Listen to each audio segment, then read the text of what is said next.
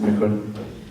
Mi nombre es David Fajardo, yo soy parte del colectivo Yasunidos Guapondeli, otro Yasunido en la mesa, y también hacemos parte de un colectivo amplio en Cuenca que se llama el Cabildo Popular por el Agua, un cabildo que recoge, o un espacio que recoge a varias organizaciones de la sociedad civil, recoge también a autoridades públicas que se suman, por supuesto, a la lucha por la defensa del agua, y también recoge a personas, individuos que quieren sumarse a este proceso sin la necesidad de que sean parte de un colectivo. Como ustedes saben, desde hace un tiempo el sur del país ha sido objetivo de la política pública del gobierno nacional para ser convertido en un distrito minero, de tal forma que si revisamos el catastro minero del Arcom vemos que el sur del país está repleto de concesiones. La gran mayoría de concesiones se encuentran justamente en la zona que es Azuay, Cañar, Loja, por supuesto, El Oro, Zamora. Entonces, los procesos de resistencia ya son procesos bastante fuertes, son luchas sumamente significativas que además son amplias, no son únicamente las comunidades indígenas como los discursos oficiales quieren hacer ver. El problema de Río Blanco es un problema de 4 comunidades que no quieren minería en su territorio y se oponen al desarrollo, se oponen, son atrasapueblos, que es uno de los términos que más les encanta usar. En realidad es un problema ecológico y al ser un problema, es un problema socioambiental, y al ser un problema socioambiental y tener consecuencias ecológicas, por supuesto que recae o genera responsabilidad sobre todas las personas que vivimos en dependencia directa de estos espacios. En el caso de Río Blanco, por ejemplo, en el caso de Quimsacocha, son proyectos mineros que buscan desarrollarse sobre páramos. Y los páramos que tienen 2 funciones ecosistémicas esenciales. La primera es que son zonas de recarga hídrica, es decir, literalmente son los territorios donde el agua se reproduce. Y es el agua que al final consumimos, y si no consumimos es el agua que no consumimos directamente, termina siendo el agua que nos permite cultivar los alimentos que consumimos. Es decir, esa función ecosistémica ya termina siendo esencial y termina siendo razón suficiente para defender estos territorios.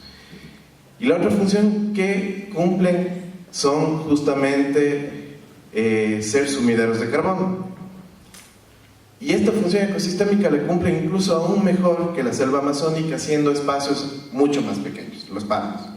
Y en un contexto de cambio climático, un contexto en el que los esfuerzos internacionales no son lo suficientemente benéficos, defender estos territorios significa uno de los objetivos más grandes que tenemos si es que queremos justamente tratar de lograr ciertos avances en cuanto a la mitigación del cambio climático.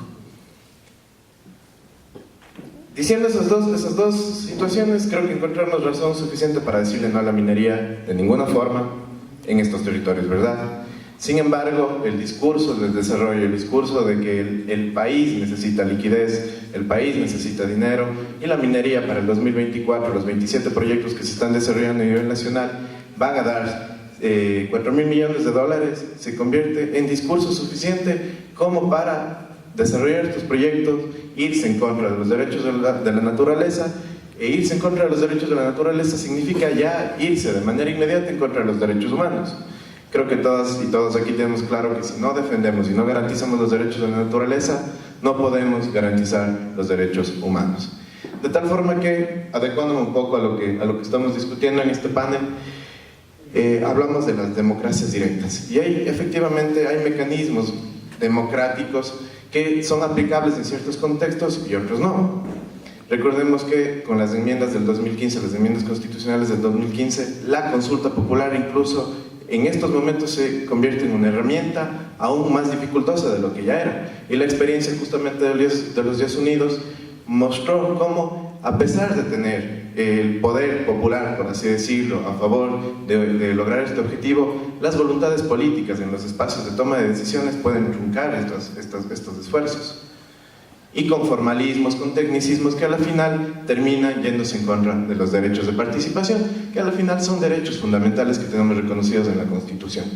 De tal forma que yo quiero invitarles a pensar sobre otro mecanismo de democracia directa que tenemos, pero que tal vez no lo estamos evidenciando de esa forma, que es el artículo 98 de la Constitución, el derecho a la resistencia.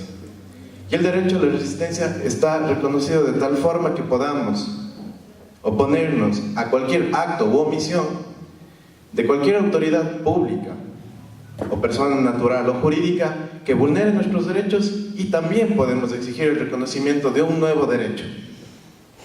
Y yo me pregunto, y les pregunto a ustedes también, si eso no es una forma de democracia directa. Analicemos un poquito más esta situación y asentémoslo en el caso de Río Blanco. Las personas, las comunidades de Río Blanco han venido en un proceso, no reciente, no de 1 año, no de 2 años, no de 3 años. Son más de 20 años que vienen exigiéndole a la autoridad pública que tenga en cuenta sus realidades.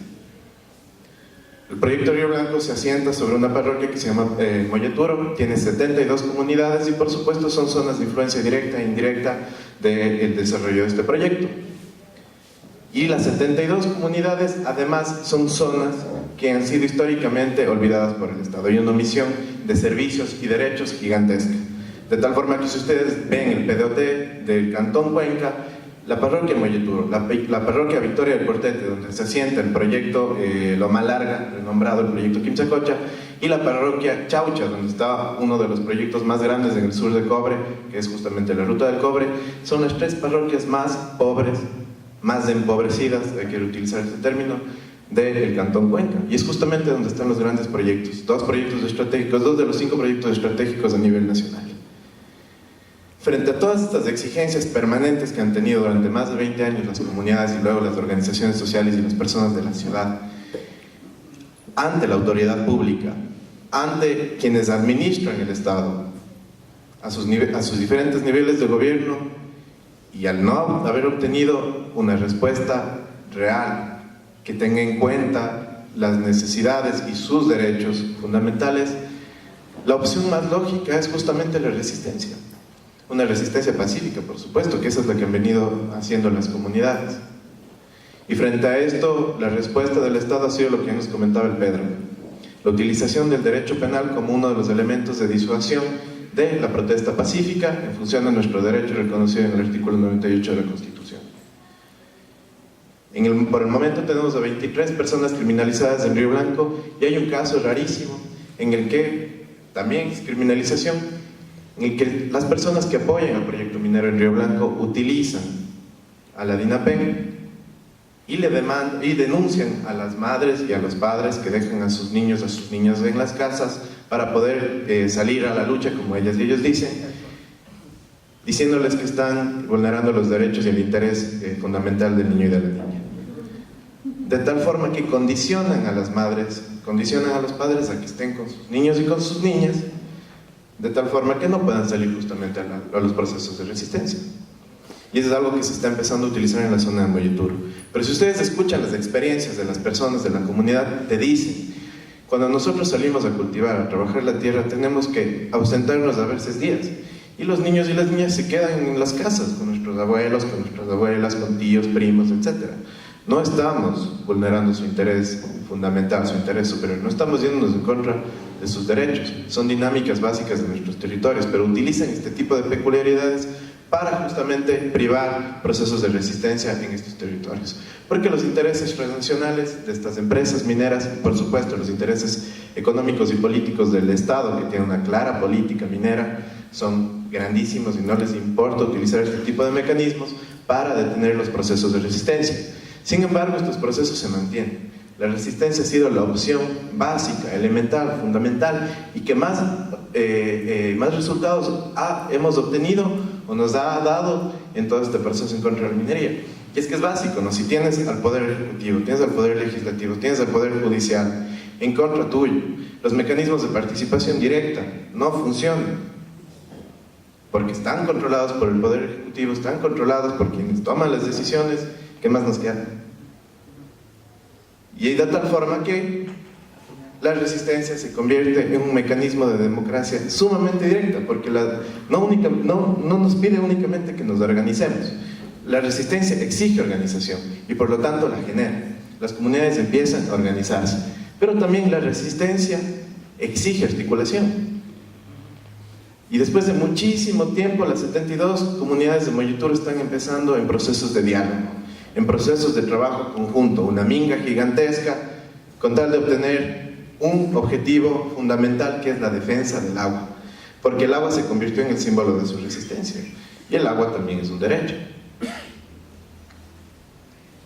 Estos niveles de articulación se producen justamente porque la resistencia se convierte en este mecanismo que nos permite llegar no solamente a solicitar la reparación de un derecho vulnerado, sino también a exigir nuevos derechos, que se reconozcan nuevos derechos en los territorios, tal y como dice el artículo 98. Y yo quiero invitarles a todas y a todos ustedes a pensar en esas posibilidades. Si es que los poderes políticos, si es que los mecanismos de participación directa no responden a nuestros objetivos y a nuestras necesidades, pues seguimos teniendo esta posibilidad sumamente amplia que nos reconoce el artículo 98, y aún así no lo reconociese, lo haríamos. Y creo que eso nos queda claro a todas y todos aquí, que conocemos muchísimos procesos de resistencia, muchísimos procesos de lucha social, y que en medida de que la abatida neoliberal que está teniendo nuestro planeta, y la crisis ecosistémica, la crisis ecológica y la crisis del capitalismo que está ahondando tanto, sobre todo sobre los territorios donde los bienes comunes se encuentran, se vaya incrementando, la resistencia va a ser uno de los últimos recursos y uno de los mejores y mayores mecanismos de participación y de democracia directa que vamos a tener, porque al final la resistencia exige toma de decisiones articuladas, organizadas, repensadas y resentidas. Y el sentipensar renace en los territorios en función de la defensa de los bienes comunes, en función de la defensa de los derechos, y vamos logrando objetivos y cosas bastante maravillosas. Por el momento, y con esto culmino, el caso de Río Blanco se encuentra con una acción de protección, una solicitud de medidas cautelares y una acción de protección reconocida, otorgada a las comunidades en primera instancia, en la cual se reconoce la vulneración del derecho fundamental a la consulta previa, libre e informada, determinada en el artículo 57, numeral 7 de la Constitución. Esto fue apelado por parte del Estado, por parte del Gobierno Central, y estamos en segunda instancia. La audiencia fue el lunes pasado y estamos a la espera de que se emita la sentencia. Ha sido una participación sumamente amplia con varios amigos de varios sectores, incluso Ramiro nos acompañó con amigos para este caso, junto con otros abogados, y estamos esperando a que se resuelva. Lo más posible es que a finales de esta semana o a principios de la siguiente se emita ya la sentencia. Y en términos constitucionales y legales, la Corte Provincial no tiene razones para no ratificar la sentencia de primera instancia. Sin embargo, ha recibido grandes presiones económicas y también grandes presiones políticas, pero bueno, a la final confiamos en las juezas y en el juez, y sabemos que entienden mejor que nadie que su principal objetivo es justamente la garantía de los derechos humanos y de la naturaleza, y resolverán esta situación en función de los mismos. Así que les mantendremos informados de toda esta situación. Pedro, no sé si... Listo, eso, muchísimas gracias.